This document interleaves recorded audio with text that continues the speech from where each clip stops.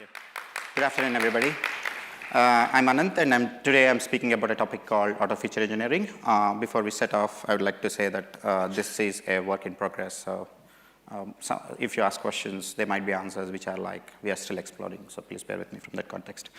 So let me set a context for this talk. So essentially, when we say feature engineering, I'm exclusively concentrating on the classical machine learning domain as opposed to something like deep learning, wherein there's not strictly feature engineering, it's intrinsic to the model. Perhaps it comes with its own drawbacks, like it's not explainable. Let's concentrate on the classical machine learning aspect of feature engineering, which is more about art of creating features from raw data. The good part about it is that it is explainable. That means if someone comes and asks why this feature or can you explain this feature, someone would be able to do it with a reasonable confidence. There's also a use case for feature engineering in the domain of reporting. In other words, a feature can be used more like a report, although the terminology can be debated. But essentially, it is used also in the context of a reporting construct. And it's expensive. When you have a platform which runs thousands of jobs every day, and these jobs require these data sets, really big data sets that need to be mined for a feature. That's when it becomes costly, and it's actually an art to get it right.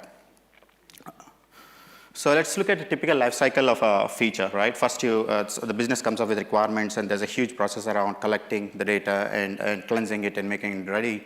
Wherein we then step into the design phase, wherein a person or a business analyst or a data scientist starts exploring a hypothesis, perhaps iteratively, and does a lot of other things like pre-processing, for example, imputing the data sets. And there's also a domain-driven aspect to it. When I say feature engineering, the domain specialists spend a lot of their brain cycles in getting the right features that are highly domain-specific. And also, they also do things like turning the feature into something that is more amenable to a modeling exercise after this step. Apart from that, in the design phase, there are also practical issues like, from a governance perspective, people might want to risk assess whether a feature can be used as an input to build other features, primarily because it's ethical or non-ethical kind of use cases. There's also this interesting lens wherein PII, access to data security forms an angle to it, wherein to even get access to the data set, a data scientist has to be approved for data access, which takes perhaps a lot of checks and balances. Once all these steps are cleared in the design phase, then we land in the build phase, wherein typically the engineering, ML engineering folks come in. They try to optimize this from a real-time versus batch perspective. They try to see if the feature needs to be actually persisted, or it's runtime computed, or how do we manage the exactly one semantics of this feature, and how to tame the latencies. If it's a fraud system, you end up tuning for latencies in terms of feature engineering. And there are also a lot of engineering constructs around the sink, which is itself used to store these features. Explicit use cases exist wherein you're bringing a feature for the first time, you have to backfill your store, which is serving as the serving store for your streaming use cases, and that also requires some build as well. And there's also a correction cycle sometimes which might come in based on the use case. The fourth lens to this lifetime feature is the governance aspect of it. People typically would like the lineage to be captured as part of the feature, right? I mean, how did I arrive at this feature? What contributed to this feature? And what is the impact analysis if I change this feature? And how do I monitor the decay of this feature? And how do I expire this feature? These are all questions that might be that might need a governance lens to it. This, as I was saying, this cycle is a very costly one. And the question here is, can we reduce the cost of this entire cycle, possibly governing better, and also risk assess better and maintain it better? That's the central construct of this talk. The whole talk, I'll try to use an example schema, a toy schema, just to provide the context. Here is the simple representation of the schema. There are 4 tables. There's a customer table, a sessions table, a products table, and a transactions table, representing perhaps something like a mini shopping cart. It's not very fancy. As you can see, a few columns per entity. In fact, it's not more than, total number of columns do not exist more than 15 or 16. And there is a primary key foreign key relationship there. With this, I'll just run a small demo. I know demos are not good for a talk, but I'll see if I can do some justice so that we can we can quickly go through this just to show it in action and then provide a context. So here is a customer table with just 4 entries, a products table with 2 entries, a sessions table with, say, 8 entries, and a transactions table with just 12 entries, I believe. And the algorithm kicks in by just when I hit the last enter keyboard, and it mined around 429 features for the customers table. So essentially, the algorithm asks, what is the entity you want to enhance features for? And it spits out a semantic representation of the feature. As you can see, these are all column names. I can't beautify it because it's 429 columns, so that's the maximum I can do. But essentially, these are names of the columns that represents new features that were mined in this couple of seconds. As you can see, there's a little bit of, there might be too many questions in the mind, and I'll continue in explaining how this actually happens under the hood, right? Before we do that, I'll step into, take a sample features and the semantic meanings which are displayed on the console there, right? I took a sample. First one is representing the maximum of average spend across each sessions of a customer. That's what the semantic meaning of one of the 429 features represented, just by using those 15 columns, and there are 429 such of them. The other example is the number of unique weekdays that a customer shops, and that is the lower left corner of the transactions table. If you run the same algorithm on the transaction table, that could be one of the hundreds of features that are emitted. The top right talks about a feature that captures the minimum number of unique products that were purchased in sessions with most frequent number of transactions. So as you can see, this algorithm is not too simple. It's not just a simple mix and match or a permeation model. It's actually it seems to be doing something interesting under the hood, and so on and so forth. We can discuss all the 429 features if you have time, but essentially that's a sampling.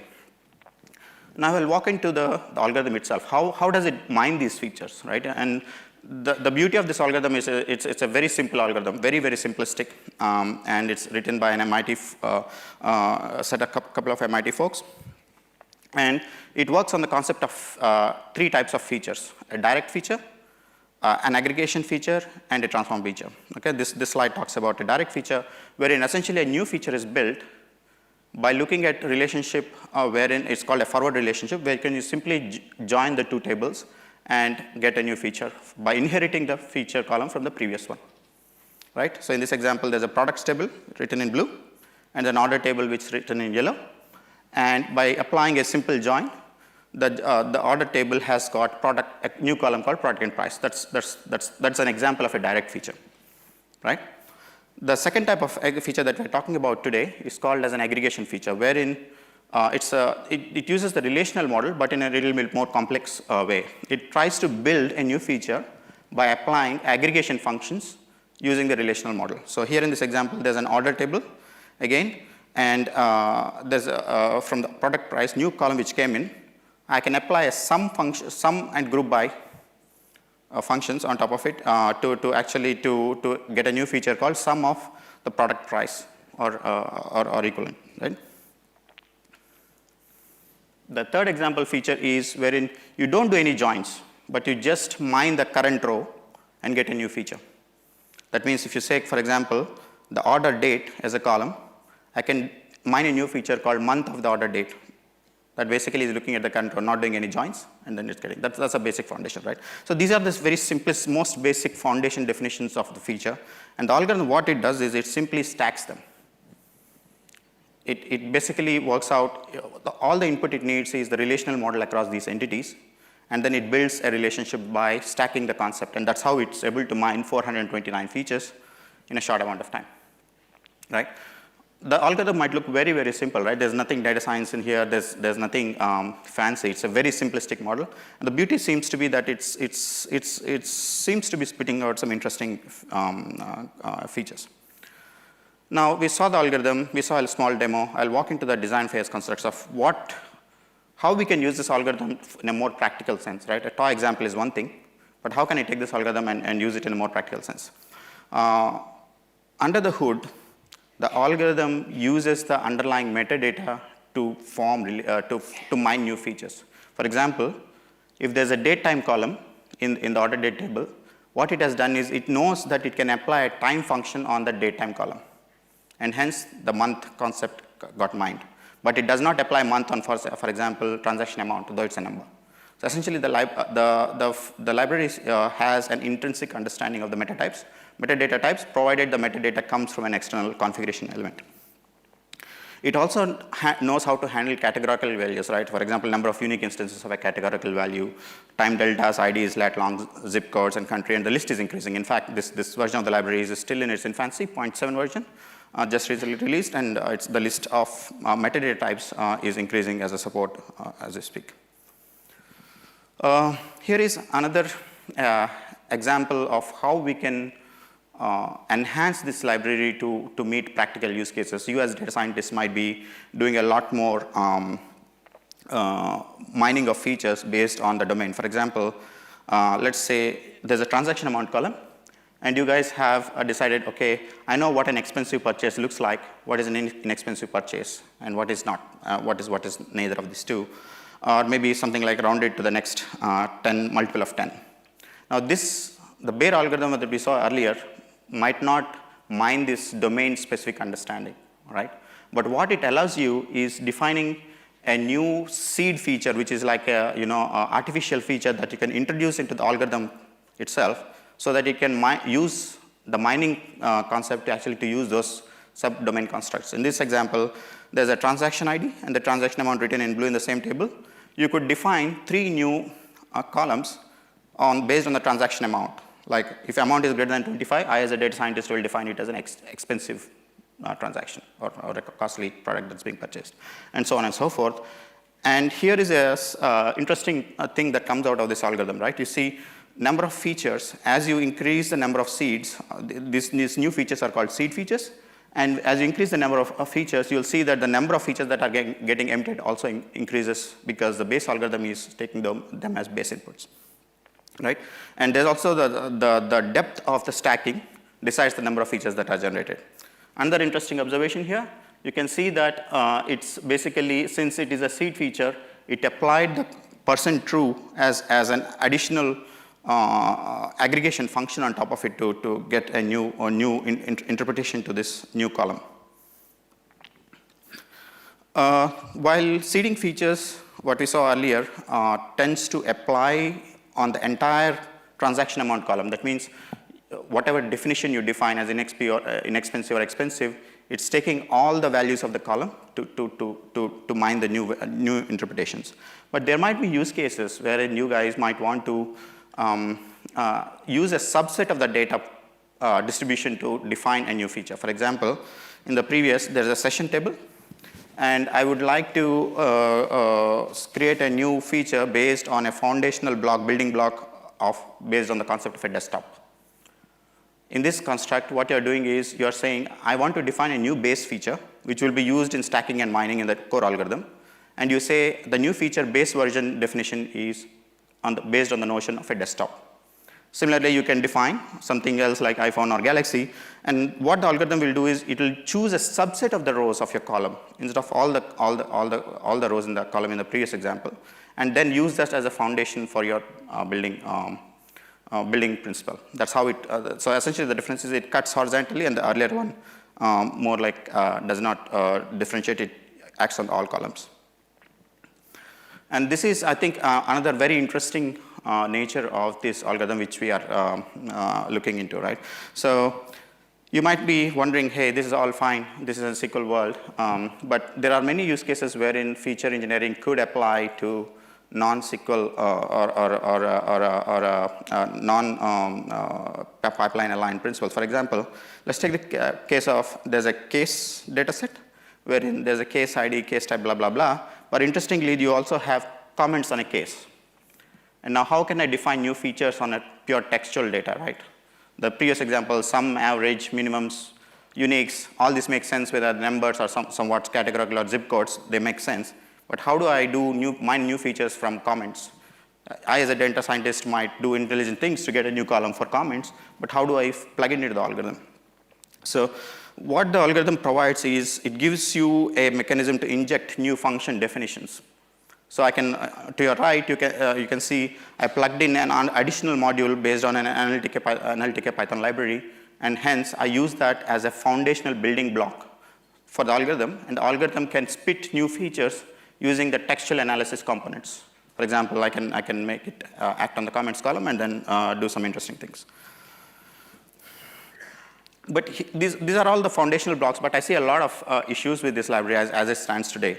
The major issue I see is that it's actually resulting in feature explosion. Like 429 features out of 15 columns in 2 seconds is fine, but the reality is it will actually result in an explosion of features. Here is a simple representation of the numbers which I did experiments on. The first example with the demo example we saw is named mock customers. And the second data set is the flight data set, the trip details data set that you typically encounter in most of the experimental data sets that you get in any machine learning library. The third data set is the retail customer library from UCI.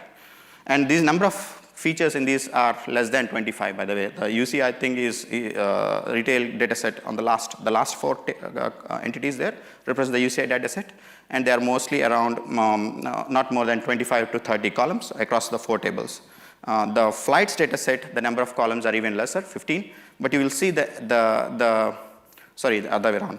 You'll see the number of columns, the number of new features that are generated are pretty high, or the order of 4,000, and hence the problem of feature explosion if you use this library.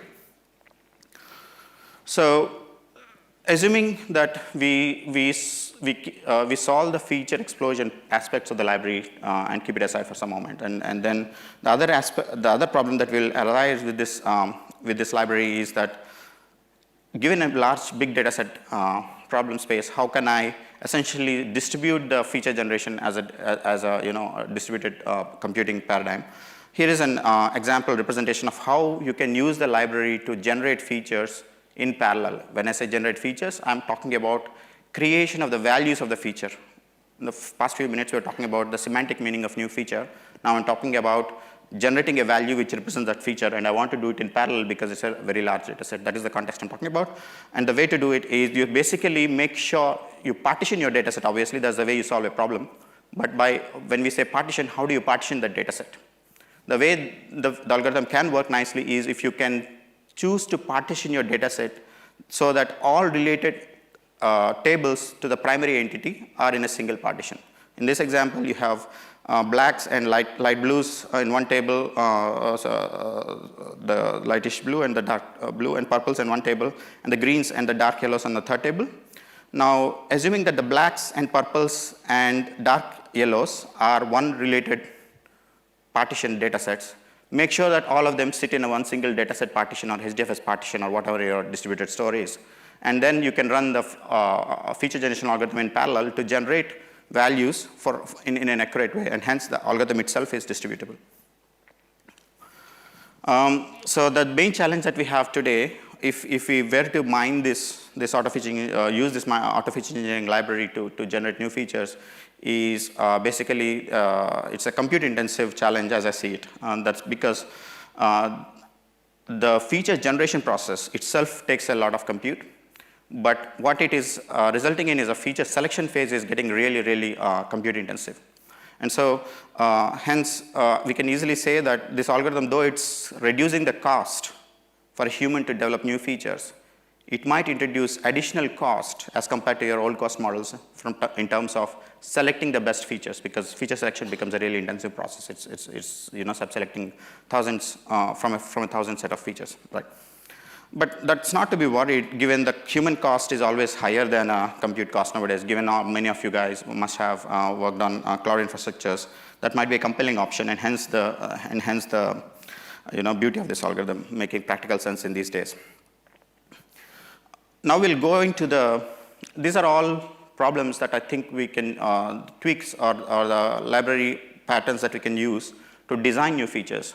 I'm now moving into how we can solve the build related or engineering related issues when we implement this library into a production phase, right?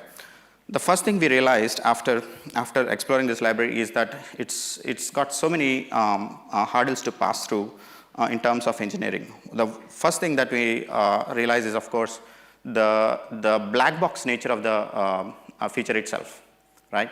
It has spit out 429 features, but how can you make someone explain any feature that out of the 429? It's difficult because it's an algorithm that's spit out and it looks so complex. Even the first slide we saw, the depth is 4, and I had to write 4 lines of text or 3 lines of text to describe the feature. That's me after spending a couple of hours or half an hour per feature to understand how it mapped and cross-checking my interpretation is right.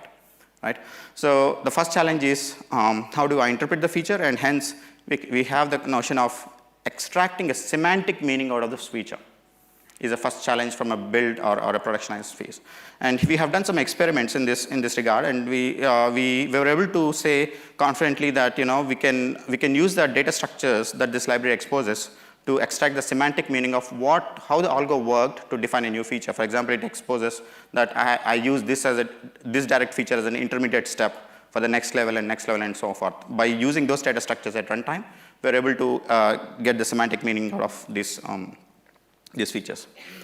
Other interesting thing that we could solve for using this feature is using more related to security and governance, right? So if I were to ask a human to develop a new feature, we could ask him or her to say, hey, please don't use this feature because it's ethically not right to use this feature in this context. But how do I do this when we automate things? And hence, this library, we can use something like, in the algorithm, we can say, hey, I don't want you to consider this path or suppress this path when you're building your features. And hence, I can prevent a feature being used for a certain use case by means of configuration. That means if I hook this algorithm, framework around this algorithm to look into a metadata system to see if a feature is allowed or not allowed, I can make it suppress generation of new features. It also can solve things related to provenance and controls. There are talks today around provenance and reproducibility kind of constructs.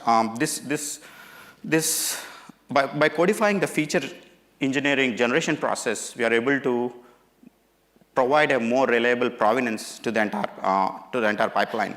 And data access security might also be a byproduct because once humans are not required to mine features, perhaps you don't need to work on PII, regulatory access control approvals, and all these strong checkpoints which come against data. That's, I think, is an interesting byproduct of this approach. And of course, you can do better CI/CD controls on it in the sense that if you see a feature being used for a certain use case, and you can break a build if it is not allowed by means of checking against a metadata system. What codifying of this feature engineering process also results is better integration with lineage and metadata systems. If you work in data pipelines, you must have realized that lineage is a big thing nowadays, and metadata seems to be gaining as the most foundational thing that you would need in a big data enterprise nowadays. And by codifying this feature engineering approach, what we were able to do is extract a rich amount of metadata, both for lineage and for normal metadata constructs. For example, you can see on the top, I could extract that there were 24 nodes in this relational model.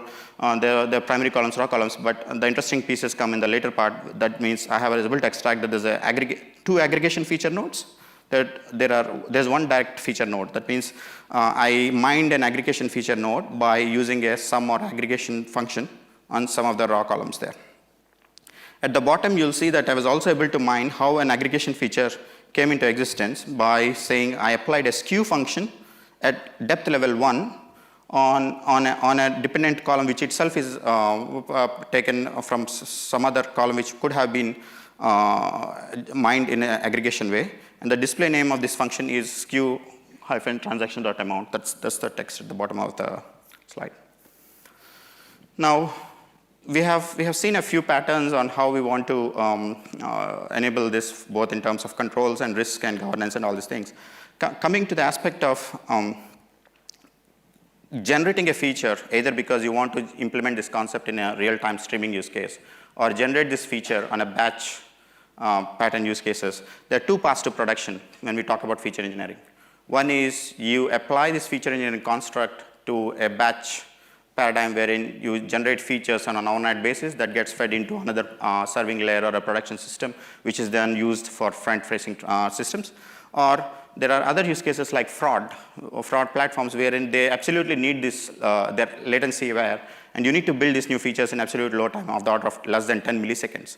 The feature engineering tool library allows for both these patterns, And the low latency use case is an easier problem to solve with this library because it provides a SERD construct, in the sense, if you guys are familiar with how, say, Hive works, you can plug in a serializer and deserializer to your construct. Same way, you can passivate for example, the 429 features that were created in the beginning as a definition, just like how you would store a JSON version of your XGBoost model. And then you pick it up in runtime, and that runtime can reread the feature definition and then use that at the time of scoring, where in this world, you're not actually translating the feature definition into any other format like a SQL DSL. You're actually using the raw version of the format itself and boot it up at production time to generate new features. We'll concentrate more on the left side because that's a more harder problem to solve. Here is a simple example. We saw one feature, the length of the size of the features looks very small, right? It says count of transactions. But if I want to take this feature and turn it into SQL code, you look that it's not as small as the name of the feature definition itself. It's joining across, perhaps 3 tables are involved in the toy schema that I showed earlier. And that's generation of the SQL is not going to be trivial, right? I have to understand the semantic meaning. Here is a little bit more medium complex example wherein I have to join across there are 3 select expressions with a group by clause in between. And that is just for representing average transaction amounts max of average transaction amounts across sessions. That's what that new feature defines. And if I were to take that meaning and generate a SQL out of it, this is what it is looking like. Now, the problem you're talking about is it's becoming more complex as the stacking depth of the feature becomes more longer.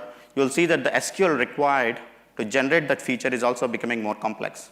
And the reason why I'm trying to say SQL is required is because typically that's the pattern where batch platforms use. There's an SQL expression which is just fed into the pipelines. Data pipelines churn out those features by thousands or millions every day, and that they get shipped to an external consumer. So this is how we are solving the SQL generation aspect of things, right? So what we did was we extended the metadata that we extracted from a feature library tool, and then we started plotting out how to cross-link entities. And hence, once we do that, for example, here we were able to build an additional node in the previous metadata model, which represents the aggregate function called skew on the leftmost side. On the lower bottom, on the middle section, you see a direct feature, which is worded by the relationship contemporary of. That means the yellow node or a feature is actually a direct feature resolved from the pink that is onto the left. On the right bottom, you will see that it is the final feature that is derived. So essentially, you start from the right. On the customers table, we are talking about a new feature on the customers table, which represents the text there. And if you walk from the customers entity, you will see that there is a meaning and depth to each of the nodes that you can use as metadata to generate a SQL expression. That's the hazy picture, wherein I'm able to generate a SQL expression by walking the graph backwards from for example, in this example, I derived a new feature for customer.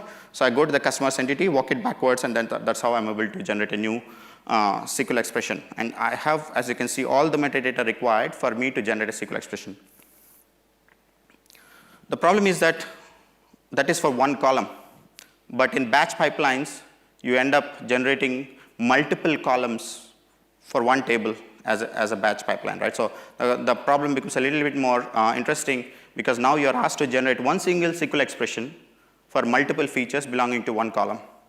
And here is a very simpler, not to worry about text, it's garbled, but essentially you'll see that SQL generation for multiple columns and table becomes even more complex. And there's another question that came up while we are designing this, while we're thinking of the design about this is humans tend to do a lot of optimization, right? You can't trivialize the human effort when they define new features. There's an optimization that gets into the human's brain that kicks in and tries to optimize a SQL expression, for example, which represents a feature export process. We are planning to just use Apache Calcite to take in the raw SQL expression, which came out of as a graph walk, and then use the optimizer to basically tune the SQL, either because the SQL needs to be specific for an engine, for example, Hive versus Spark versus any other fancy SQL engine that you might come into context. Or you can also rewrite a SQL expression as an optimized version by using calcite.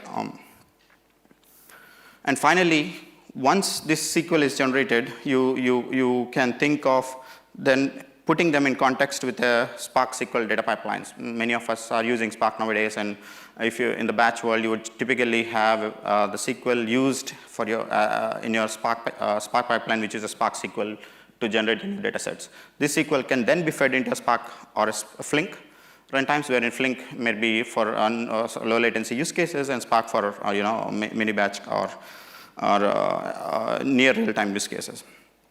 But the interesting thing is it supports a multiple set of patterns, wherein you can use a DSL like SQL generator to transcode it into a pipeline that is more compatible with SQL, or you can do the other way around, which is you take the feature definition, persist it as a feature definition as a simple text, and at runtime, things like frameworks like Spark or Flink or Dask can actually read the definition and materialize the thing.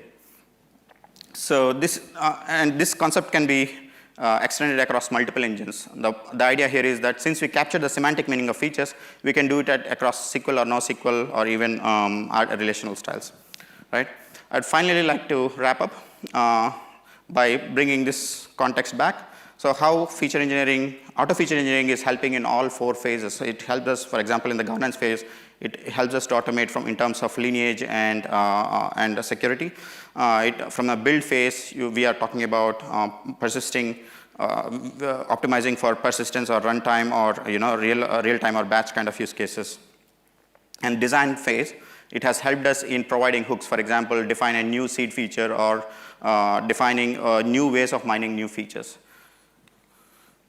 That's all I have for today.